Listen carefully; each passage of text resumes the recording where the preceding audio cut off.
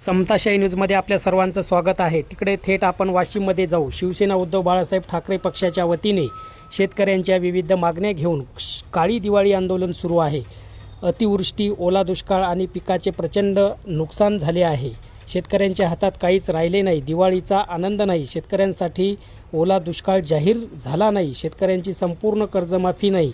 प्रत्येक शेतकऱ्याला हेक्टरी 50,000 रुपये अनुदान द्या। या मागण्या पूर्ण न झाल्यामुळे शिवसेना उद्धव बाळासाहेब ठाकरे पक्षाच्या वतीने काळी दिवाळी आंदोलन खासदार संजय देशमुख यांच्या नेतृत्वात संपूर्ण तालुका स्तरावर चालू आहे। या आंदोलनामध्ये शिवसेना जिल्हा प्रमुख Suresh Mapari, doctor Sudhir cover, doctor Siddharth देवळे, कॅप्टन प्रशांत पाटील सुर्वे, गजानन जैताडे पाटील, रामदास मते पाटील, माणिकराव देशमुख, विनोद पट्टेबहादूर, नागोराव ठेंगडे, देवानंद गुट्टे, नंदू भोयर, बालाजी वानखेडे, पांडुरंग पांढरे यांच्यासह असंख्य शिवसेना पदाधिकारी या आंदोलनात सहभागी झालेले आहेत। समताशाही न्यूज वाशिम, प्रवीण पट्टेबहादूर।